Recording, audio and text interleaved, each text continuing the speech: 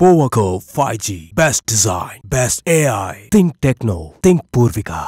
Meenakshi Academy of Higher Education and Research. Admissions open. Apply online. மீனம்பலம் நேர்களுக்கு வணக்கம். நான் விஷால் பொலிவர். இன்றைய சிறப்பு நேர்காணலில் நம்மோடு இணைந்திருக்கிறார் திராவிட இயக்க சிந்தனையாளர் திரு வல்லம் பஷீர் அவர்கள். சார் வணக்கம். வணக்கம். ஒரு 2-3 நேர்காணலுக்கு முன்னாடி உங்ககிட்ட ஒரு கேள்வி கேட்டிருந்தேன் சார். இந்த பாமக விவகாரத்தை பொறுத்த வரைக்கும் திமுக இதுல ஏதாவது ஒரு கேம் பிளே பண்றாங்களா அப்படின்னு நீங்களும் அது தொடர்பா ஒரு பதில் அளிச்சிருந்தீங்க. அன்புமணி அவர்கள் சமீபத்துல பேசும் பொழுது மாமல்லபுர அந்த கூட்டத்தை பார்த்து திமுக மிகப்பெரிய அளவுக்கு அச்சத்துல உள்ளாகியிருக்காங்க, அதனால்தான் பல சூழ்ச்சிகள் செய்யறாங்கன்னு. ஆனா ராமதாஸ் அவர்கள் நேற்றைய பேட்டியில இது முற்றிலும் பொய்யான குற்றச்சாட்டு அப்படின்றத சொல்லியிருந்தாரு. ராமதாஸ் அவர்களுடைய இந்த குற்றச்சாட்டை எப்படி பாக்குறீங்க இந்த விஷயத்த? ராமதாஸ் சொல்வதுதான் சரியான செய்தி. காரணம், திமுக இப்போது பாட்டாளி மக்கள் கட்சியை பார்த்து எந்த விதத்திலும் பதட்டமோ அச்சமோ கொள்ள வேண்டிய இடத்தில் இல்லை. காரணம், பாட்டாளி மக்கள் கட்சி முன்பை விட 30 மடங்கு வலுவிழந்து இயங்கிக் கொண்டிருக்கிறது என்று சொல்வதை விட இயங்குவதா இல்லையா என்கிற நிலையில் அந்த கட்சி போய் சேர்ந்திருக்கிறது என்கிற காட்சியை நாம களத்துல பார்க்கிறோம். உதாரணமா, இந்த சித்திரை முழுநிலவு திருவிழான்னு இவங்க ஒரு மாநாட்டை நடத்தியதற்கு பிறகு திமுகவுக்கு அச்சம் வந்துருச்சுன்னு சொல்லி அன்புமணி சொல்றாரு. இதுவரை பாட்டாளி மக்கள் கட்சி நடத்திய மாநாடுகளில் சேர்ந்த கூட்டத்தை விட குறைவான கூட்டம் தான் இந்த மாநாட்டுக்கு வந்திருக்கிறது என்பது பாட்டாளி மக்கள் கட்சியினுடைய நிர்வாகிகள் வைக்கிற குற்றச்சாட்டு. அதற்கு பிரதானமான காரணம், பாடல் வெளியீட்டிலேயே முரண்பாடு, மாநாடு ஏற்பாடுகள்ல பல சிக்கல்கள். அது மட்டுமல்லாமல் அன்புமணிக்கும் ராமதாசுக்கும் இருந்த பிணக்கு கட்சிக்குள் ஒரு பெரிய நிலை தடுமாற்றத்தை ஏற்படுத்திருச்சு, கட்சிக்கு ஒரு பின்னடைவை ஏற்படுத்திருச்சு அப்படிங்கிற பரவலான செய்தி பாட்டாளி மக்கள் கட்சியினுடைய நிர்வாகிகளிடத்திலேயே வெளிப்படுற காட்சிகளை நாம பார்க்கிறோம். அப்ப முன்பை விட வலு குறைந்திருக்கக்கூடிய ஒரு கட்சி உடைய வேண்டும் அல்லது சிதற வேண்டும், பலமிழக்க வேண்டும்னு திமுக எப்படி நினைக்கும்? அதிலும் திமுகவுக்கு சற்றும் காம்படிட்டர்ஸ் அது என்கிற அந்த நிலையிலோ அல்லது இவர்கள் சேர்ந்தால் ஒரு வலுவான கூட்டணி அமையும் என்கிற நிலையிலோ பாட்டாளி மக்கள் கட்சி இல்லாத நிலையில் ஏன் பாட்டாளி மக்கள் கட்சியை பார்த்து பயப்படணுங்கிற கேள்வி இருக்குல்ல, அதுலயே விடை கிடைச்சிடும். இப்ப தன்னை நிலைநிறுத்திக்கிறதுக்கு தன்னுடைய தகப்பனாரை குறை சொல்வது மட்டுமல்ல, தன்னுடைய தகப்பனாரை திமுக இயக்குதுன்னு சொல்றது ராமதாஸுக்கு இழுக்கு இல்லையா? ராமதாஸை ஒருவர் இயக்க முடியுமா? ராமதாஸை பின்னால் இருந்து இயக்குகிற நிலையில் இருப்பவரா ராமதாஸ்? அவருக்கென்ற அரசியல் அறிவு இல்லையா? சுய சிந்தனை இல்லையா? இது எவ்வளவு ஒரு மோசமான ஒரு அணுகுமுறை! இதையெல்லவா செய்தார் அன்புமணி. அதைத்தான் இன்றைக்கு பட்டவர்த்தனமாக நாட்டு மக்களுக்கு சொல்லி இருக்கிறார் ராமதாஸ். ராமதாஸ் விவகாரமும் அன்புமணி விவகாரமும் ஏறக்குறைய அதிகாரம் யார் கையில் இருக்க வேண்டும், யார் பெரியாள் என்கிற அந்த மனோநிலையில் வந்தது. இது குடும்பத்துக்குள்ள தொடங்கி கட்சிக்குள்ள முடிஞ்சிருக்கு. இதுக்கும் திமுகவுக்கும் எந்த தொடர்பும் கிடையாது. ஆனா அன்புமணி யாரை சொல்லி அரசியல் பண்ண முடியும்? எடப்பாடி பழனிசாமியை சொல்லி அரசியல் பண்ண முடியாது. ஏன்னா இப்ப தேசிய ஜனநாயக கூட்டணிக்கு எடப்பாடி பழனிசாமி சேர்ந்துட்டார், அதிமுக சேர்ந்துருச்சு. பாஜகவை சொல்லி அரசியல் பண்ண முடியாது, பாஜகவோடு தான் இருக்கிறார். இப்ப யாரை சொல்லி அரசியல் பண்ண முடியும்? இதுக்கு யாராவது ஒருத்தரை குறை சொல்லணும்ல. எனக்கு எங்க அப்பாவுக்கும் சண்டை, அதுக்கு நான் தான் காரணம்னு சொல்ல முடியுமா அவரு? ஏன்னா அவங்க அப்பா சொல்றாரு இவ்வளவு பிரச்சனைக்கும் காரணம் அன்புமணின்னு. அப்ப இவர் நேரடியா அவங்க அப்பாவை குறை சொல்ல முடியாது. குறை சொன்னா இவர் அடிபட்டு போயிடுவாருன்னு இவருக்கு தெரியும். அப்ப யாரையாவது ஒருத்தரை குறி வைத்து இதுதான் அரசியல்னு சொல்லி நிறுவுவதற்கு முயற்சிக்கணும். அந்த நிறுவுவதற்கான முயற்சிக்கு தான் திமுகவை கொண்டு அவர் சேர்த்தார். ஆனா அந்த விவகாரத்தில் உண்மை இல்லை என்பதை, உண்மையை உடைத்து அன்புமணியை அம்பலப்படுத்தி இருக்கிறார் ராமதாஸ். அன்புமணியினுடைய ஸ்டேட்மெண்ட்டும் ராமதாஸினுடைய ஸ்டேட்மெண்ட்டும் கான்ட்ரவர்சியலா இருந்தாலும் கூட இந்த விவகாரத்துல ராமதாஸ் சொல்லி இருக்கிற கருத்து ஏற்புடைய கருத்து. அவர் சொல்றாரு திமுகவுக்கு இதுல எந்த பங்கும் இல்லை, இதுல திமுக எந்த ரோலும் இல்லாம தான் இருக்காங்க, அன்புமணி தனக்கு வாய்க்கு வந்ததை எல்லாம் பேசுறாரு அப்படிங்கிற அந்த குற்றச்சாட்டு இருக்குல்ல, அது ராமதாஸ் தன்னுடைய கட்சியினுடைய நிலைப்பாடு என்ன, தன்னுடைய கட்சிக்குள் என்ன நடந்திருக்கிறது என்பதை நாட்டு மக்களுக்கு சொல்லி இருக்கிற நிலைப்பாடு என்றுதான் நான் புரிந்து கொள்கிறேன். உண்மையை வெளிச்சம் போட்டு காட்டி விட்டார் ராமதாஸ் என்றுதான் புரிந்து கொள்ள வேண்டும். இல்ல சார், அன்புமணி அவர்கள் கூட ராமதாஸ் அவர்களை திமுக தான் இயக்குது அப்படின்னு சொல்லல. அவர் என்ன சொல்லியிருந்தாருன்னா, இந்த குழப்பங்கள்ல திமுக சில காரணங்களா இருக்கு அப்படின்றத அவர் சொல்றாரு. நேரடி காரணங்கள் இல்லைனாலும் மறைமுக காரணங்களாக இருக்குன்றத அவரு குறிப்பிடுறாரு. நான் ஒரே ஒரு விஷயம் கேட்கிறேன். இப்ப பிரச்சனை அன்புமணிக்கும் ராமதாஸுக்கும் தானே? ராமதாஸ் வைக்கிற குற்றச்சாட்டு என்ன? பாஜக கூட்டணிக்கு நான் போக வேண்டாம் என்று சொன்னேன். பாஜக கூட்டணிக்கு போனார். அதற்காக என்னுடைய கால்களை கட்டி பிடித்துக் கொண்டு கணவன் மனைவியுமாக அழுது கெஞ்சினார்கள். எனக்கே தெரியாமல் கூட்டணியை முடிவு செய்தார்கள். என்னுடைய வீட்டு வாயிலில் அந்த கட்சியினுடைய மாநில தலைவர் நின்றார். பாரத் மாதா கி ஜெய் என்கிற கோஷம் ஒலித்தது. அதன் பிறகுதான் இந்த கூட்டணி உறுதியானதை நானே அறிந்து கொண்டேன். தடபுடலாக ஒரு பக்கம் விருந்து ஏற்பாடுகள் நடந்தது. அதன் பிறகு கட்சியில் என்னை கேட்காமலேயே இயங்க துவங்கினார். என்னுடைய அறிவுரைகள் இல்லாமலேயே இவரே முடிவெடுத்தார். அது மட்டுமல்லாமல் என்னை நேரடியாகவே எதிர்க்க தொடங்கினார். கட்சி சம்பந்தப்பட்ட விவகாரங்களில் வீட்டுக்குள் பேச்சுவார்த்தை நடக்கிற போது தன்னுடைய தாயை பாட்டிலை எடுத்து மண்டையை உடைப்பதற்கு தயாரானார். என்னை வீட்டுக்குள்ளேயே பூட்டி கொண்டு இருக்க வேண்டியதுதானே என்று சொன்னார். இப்படியெல்லாம் குற்றச்சாட்டை வைக்கிறார்ல. இதுல திமுகவுக்கு என்ன மறைமுக பங்கு இருக்கு? உங்களை மதிக்க மாட்டேங்கிறாரு அன்புமணி, அதனால அன்புமணியை நீங்க ஒதுக்குங்கன்னு ஒரு தந்தையிடம் போய் திமுக கோழி முட்டிச்சா? இல்ல நீங்க தொடர்ந்து தோல்வியை தழுவிக்கிட்டே இருக்கீங்க, வாங்க எங்க கூட்டணிக்கு, உங்களுக்கு 25 சீட்டு தரோம், 20 எம்எல்ஏ நீங்க ஜெயிக்கலாம், ஏன் இப்படி இருக்கீங்க அப்படின்னு தூது அனுப்பிச்சிருச்சா? ஏதாவது ஒரு செய்தி திமுக இதில் தொடர்போடு இருக்கிறது என்பதற்கு ஆத்தன்டிக் நியூஸ்ன்னு சொல்லுவாங்கல்ல, நம்பகத்தன்மையான செய்தி எதையாவது ஒன்றை அன்புமணி சொல்ல முடியுமா? எந்த வகையில் தொடர்பு, எதன் பொருட்டு இப்படி ஒரு குற்றச்சாட்டு? அதை நீங்க விளக்குங்க. எதுவுமே இல்லாம போகிற போக்கில் வாய் புளித்ததோ மாங்காய் புளித்ததோன்னு பேசுவது அன்புமணி என்கிற மனிதர் அரசியலுக்கு லாயக்கற்றவர் என்பதைத்தான் வெளிப்படுத்துமே தவிர ஒரு பொலிட்டிக்கல் மைலேஜ் அன்புமணிக்கு கொடுக்காது. இது அன்புமணி உணரணும். இதனால எந்த விதமான அரசியல் ஆதாயமும் பெற முடியாது. இந்த குற்றச்சாட்டு பொய்த்து போயிடும், இந்த குற்றச்சாட்டு நிலை பெறாமல் போயிடும் அப்படிங்கிற உண்மை கூட உணராமல் அன்புமணி தொடர்ந்து இப்படி பேசிக்கொண்டே இருக்கிறார் என்பது அரசியலில் எந்த மாதிரியான நிலைப்பாட்டை அன்புமணிக்கு தரும் என்று எனக்கு தெரியல. ஆனா ஒரு கிளாரிபிகேஷன் கேட்கிறேன். இப்போ ராமதாஸை பொறுத்த வரைக்கும் அவர் திமுக கூட்டணியை நோக்கி போகிறதா அவருடைய முடிவா இருக்கு. அன்புமணியை பொறுத்த வரைக்கும் பாஜக கூட்டணிக்கு போகிறதா அவருடைய ஒரு பிளானா இருக்கும் பொழுது இப்ப இந்த இடத்துல இந்த முரண்பாடு வருது இல்லையா? இதை ஒரு கட்சி பயன்படுத்திக்காதா? பொது அரசியல் என்ன கேட்கிறேன், நான் ஒரே ஒரு விஷயம் கேட்கிறேன். நீங்க வெளிப்படையாக ஒரு விஷயம் பேசுனீங்க, திமுக கூட்டணியை நோக்கி நகர்றாரு ராமதாஸ், அன்புமணி பாஜக கூட்டணியை நோக்கி. அன்புமணி பாஜக கூட்டணியில சரண்டர் ஆகி தான் இருக்காரு. இப்ப திமுக கூட்டணி நகர்றாரு. திமுக இது வரைக்கும் எங்காவது ஒரு கிரீன் சிக்னல் காட்டினாங்களா? எங்காவது ஒரு இடத்துல ராமதாஸ் அவர்களுக்கு ஏற்பட்டிருக்கிற இந்த நெருக்கடிக்கு ஏதாவது ஒரு வகையில் ஆறுதலோ தேறுதலோ சொல்லி திமுக எங்கேயாவது கிரீன் சிக்னல் போட்டுச்சா? திமுக இந்த விஷயத்தை கண்டுக்கவே இல்லை.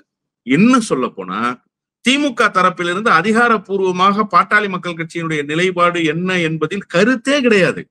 நீங்க எந்த மீடியாவை வேணுமோ திருப்பி பாருங்க, எந்த தலைவர்களுடைய நேர்காணல வேணுமோ எடுத்து பாருங்க, அது சம்பந்தப்பட்ட கருத்துக்களே கிடையாது.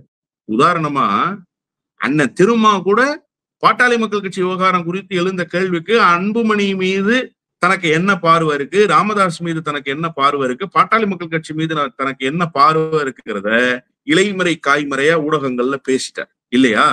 திமுக அப்படி ஏதாவது பேசியிருக்கா? திமுக அப்படி ஏதாவது கருத்து தெரிவிச்சிருக்கா?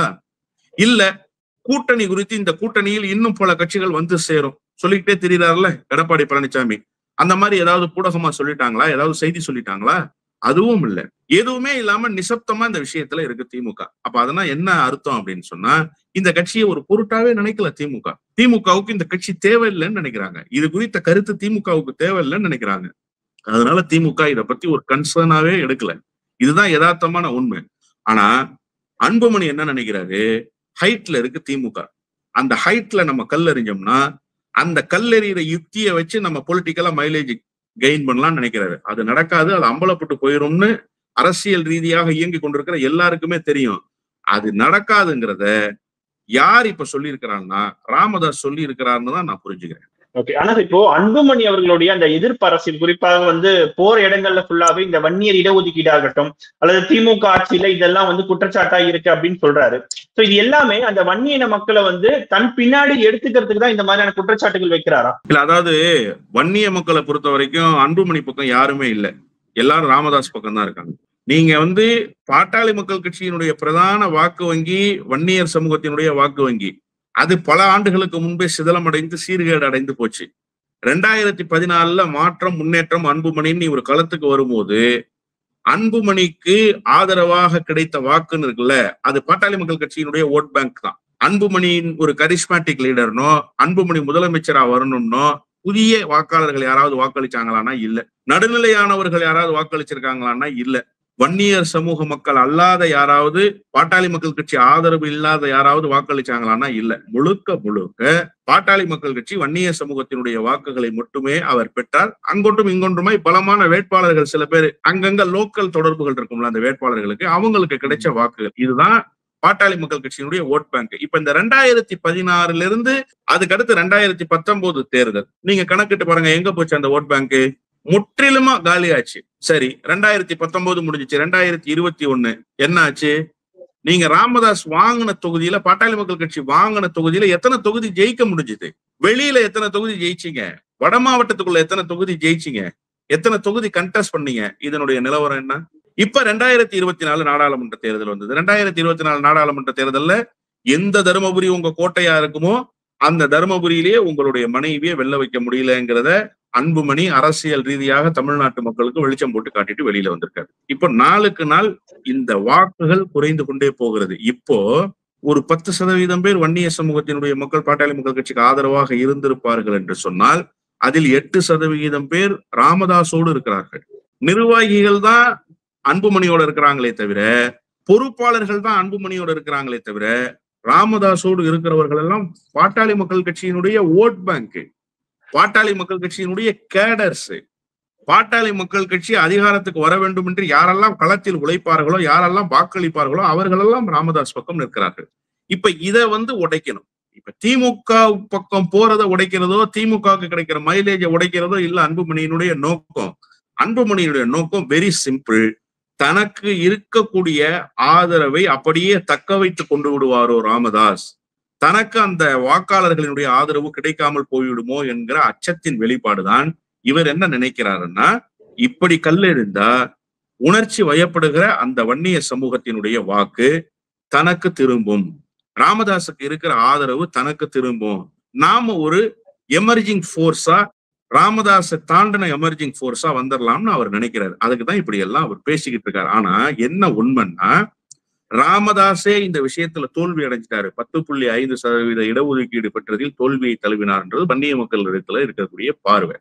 அதை தாண்டி சாதிய ரீதியாக கூறுதிட்டப்பட்டிருக்கிற மக்கள், அடையாளங்களின் மூலமாக வெளிப்படுகிற மக்கள், அதாவது மத அடையாளம், சாதி அடையாளம், இன அடையாளம்னு வெளிப்படுகிற மக்கள் தான் ராமதாஸ் பின்னால கொஞ்சம் பேர் நிக்கிறாங்க. அவர்கள் ராமதாஸை விட்டு இதன் மூலமாக வருவார்களான்னு கேட்டா நிச்சயமாக வரமாட்டார்கள். ஏன்னா அவங்க எல்லாரும் என்ன நினைக்கிறாங்கன்னா, ராமதாஸ் தான் இது எல்லாவற்றுக்கும் அடித்தளம் அமைத்தவர், எனவே அவரால் தான் இந்த வியூகங்களை வகுக்க முடியும். அன்புமணியை இவங்க வன்னியர் சமூக மக்கள் தங்களுடைய சமூகத்தின் அடையாளமாக பார்ப்பதே கிடையாது. அவரினுடைய நடவடிக்கை, அவரினுடைய அரசியல், அவரினுடைய செயல்பாடு, இது எதுவுமே அந்த சமூகத்துக்கு எந்த வகையிலும் பயன் தரலன்னு நினைக்கிறாங்க. அவர் ஒன்றிய அமைச்சராக இருந்த போது ஒரு அங்கீகாரத்தை கூட அந்த சமூகத்துக்கு பெற்று தரலன்னு நினைக்கிறாங்க. அவருடைய தொடர் அரசியல் வாழ்வின் மூலமாக அந்த சமூக மக்களுக்கு எந்த பிரதிபலனும் கிடைக்கவில்லை என்று நினைக்கிறாங்க. ஆனா ராமதாஸ் அப்படி இல்லை. இப்படி ஒரு அரசியல் கட்சியை உருவாக்கியதே வன்னிய சமூகத்துக்கு மிகப்பெரிய வெற்றி.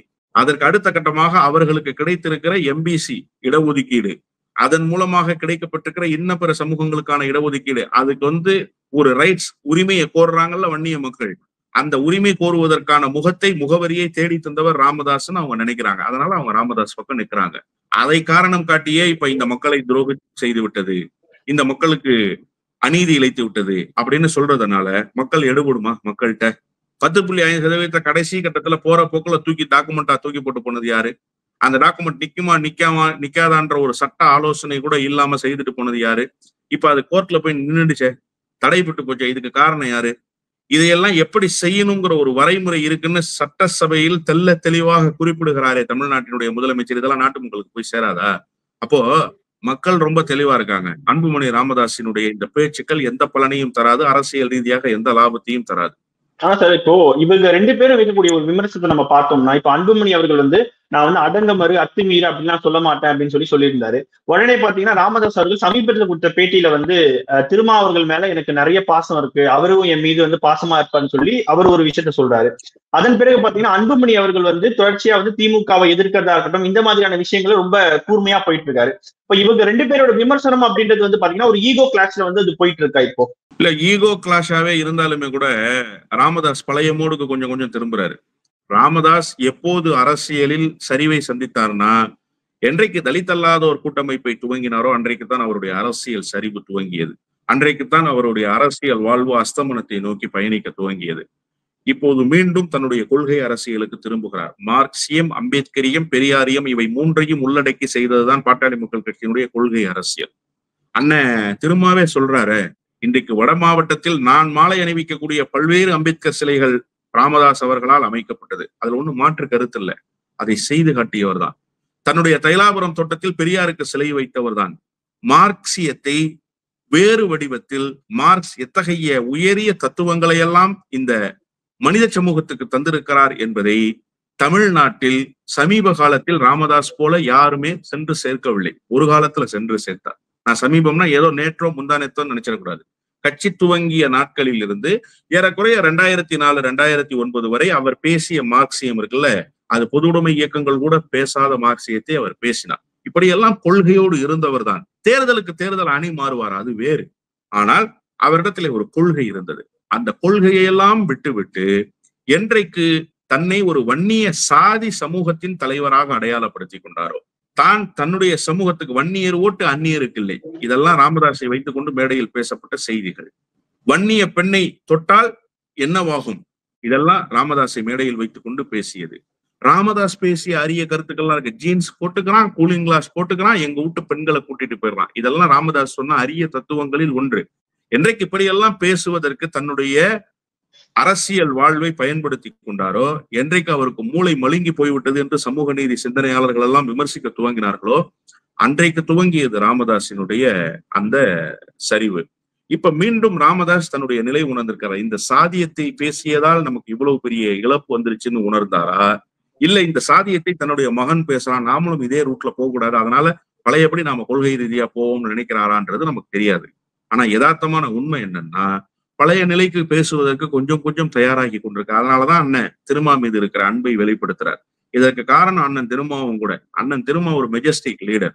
அதனால என்ன பண்ணாருன்னா, பாமக குறித்த கருத்துக்கு அவர் இந்த நேரத்துல என்ன சொல்லியிருக்கணும், இந்த கட்சி இப்படிதாங்க போகணும், இந்த கட்சிக்கு இப்படி ஒரு நிலை வரணும். குடிசையை கொளுத்துனாங்கல்ல, அப்பாவி மக்களை அடக்குமுறைக்கு ஆளாக்கினார்கள் அல்லவா, காதலின் பெயரால் நடந்த திருமணங்கள் என்று சொல்லி காதல் திருமணங்களை மக்களிடத்திலே தவறான முறையில் எடுத்து சென்றார்கள் அல்லவா, இளம் தம்பதியர்களை கொடுங்கோன்மைக்கு ஆளாக்கி அதில் ஒருவரை பலியிட்டு ஒருவரினுடைய வாழ்வுக்கு எல்லா வகையிலும் முட்டுக்கட்டையாக இருந்தார்கள் அல்லவா. எனவே இந்த நிலைக்கு அந்த கட்சி வந்திருப்பதில் ஆச்சரியமில்லைன்னு சொல்லியிருந்தா இன்னைக்கு ராமதாஸுக்கு இந்த வாய்ப்பு கிடைச்சிருக்காரு. ஆனா ராமதாஸுக்கு ஒரு ட்ராக்கை உருவாக்கிட்டார். திரும்ப என்ன சொல்லிட்டாருன்னா, வட மாவட்டங்கள்ல இருக்கிற சிலைகள் பூரா அம்பேத்கர் சிலைகள் அவர் அமைச்சதுதான், அவர் போன்ற அரசியல் தலைவர்கள் ஒரு காலத்தில் பார்ப்பது அரிதுதான். இப்படி எல்லாம் கருத்துக்களை டிப்ளமேட்டிக்கா வெளிப்படுத்தினதனுடைய வெளிப்பாடு, அந்த கருத்துக்கு இசைந்து போய் அரசியல் செய்ய வேண்டிய நிலை இப்ப சமூக நீதியின் பக்கம் ராமதாஸ் அண்ணன் திரும்ப கொண்டு வந்துட்டாருன்னே நான் நினைக்கிறேன். அந்த பேச்சுக்கள் அப்படித்தான் கொண்டு வந்திருக்கிறது. அதுதான் நான் சொன்னேன், திரும்ப மெஜஸ்டிக் லீடர்னு. அந்த நிலைப்பாட்டை ராமதாஸ் பக்கம் நின்று எடுத்து விட்டதாகவே நான் உணர்கிறேன்.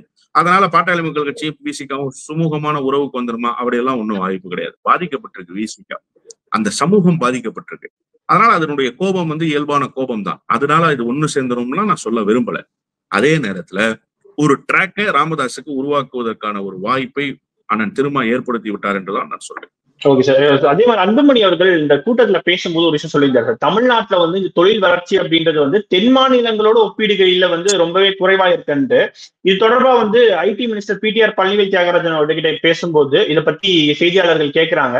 அப்ப குடும்ப சண்டையை மறைக்கிறதுக்காக இந்த ஒரு குற்றச்சாட்டு சொல்றாங்க அப்படின்ட்டு. இந்த குடும்ப சண்டை அப்படின்றது ஒரு பக்கம் இருந்தாலுமே ஒரு எதிர்கட்சியை சேர்ந்தவர் ஒரு கேள்வி கேட்கிறாரும் பொழுது இதை மையப்படுத்துறது சரியான ஒரு விஷயமா சார்? இல்ல, உண்மையிலேயே இதை மையப்படுத்தாம வேற எப்படி மையப்படுத்த முடியும்? நீங்க பொருளாதாரத்தை மேம்படுத்துவதற்கு பல்வேறு நாடுகளுக்கு பயணம் மேற்கொள்கிற முதலமைச்சர்களுடைய பட்டியலை எடுங்க. ஒரு மாநிலத்தினுடைய பொருளாதாரத்தை, தொழில் வளர்ச்சியை மேம்படுத்துவதற்கு, அந்நிய முதலீடுகளை ஈர்ப்பதற்காக வெளிநாடுகளுக்கு செல்கிற முதலமைச்சர் பட்டியலை போடுங்க. கடைசி 2 ஆண்டு காலத்தில் எந்த முதலமைச்சர் இவ்வளவு பயணத்தை மேற்கொள்கிறார்? முதலீடுகளை எந்த முதலமைச்சர் ஈர்த்து வந்திருக்கிறார்? ஈர்த்து வந்த முதலீடுகள் குறித்த விவரங்களை எந்த முதலமைச்சர் விமான நிலையத்தினுடைய வாயிலேயே நின்று பட்டியல் போட்டு காட்டுகிறார்? அதன் பிறகு எத்தனை முதலமைச்சர்கள் செயல்படுத்துகிறார்கள்? இந்த பட்டியலை நீங்க எடுங்க. தென் மாநிலங்கள்லயே வளர்ச்சி குறைவா இருக்கு. உங்களுக்கு ஒண்ணு தெரியுமா? சந்திரபாபு நாயுடு இப்ப திராவிட மாடல் ஃபார்முலாவை தான் கையில எடுக்கிறார். இப்ப புறப்படுறாரு. ஜூலை மாதத்துக்கு பிறகு அவருக்கு 3 நாடுகளுக்கு வெளிநாடு பயணம் வடிவமைக்கப்பட்டிருக்கு. வளைகுடா நாடுகளுக்கு ஒரு பயணம், சிங்கப்பூர், மலேசியா நாடுகளுக்கு ஒரு பயணம், யூகே, சுவிட்சர்லாந்து, ஆஸ்திரேலியா 3 நாடுகளையும் ஒன்றிணைச்சு ஒரு பயணம் ஜூலை மாதத்துல இறுதி செய்யறாங்க. இறுதி செய்து இந்த ஆண்டு இறுதிக்குள்ள புறப்படுறாரு. இந்த 3 நாடுகள் எதுக்கு தெரியுமா? முதலீடுகளை ஈர்ப்பதற்காக. இதற்கு வழிகாட்டியார் தமிழ்நாட்டினுடைய முதலமைச்சர். நான் கேட்கிறேன், அன்புமணி ராமதாஸ் படித்திருக்கிறார் அல்லவா? கொஞ்சமாவது அறிவு சிந்தனை என்று ஒன்று இருக்குமானால் புள்ளி விவரங்களோடு பேசுங்க. எத்தனை முதலீடுகள் ஈர்க்கப்பட்டிருக்குன்னு முதலமைச்சர் சொன்னார், அதுல எத்தனை செயல் வடிவத்துக்கு வரலன்னு சொல்லுங்க, பதில் சொல்லலாம். அதை விடுத்து விட்டு தென் மாநிலங்களிலேயே பின்தங்கிய நிலையில் இருக்குன்னு நீங்க சொல்றீங்களே, பட்டியல் போட முடியும் என்னால.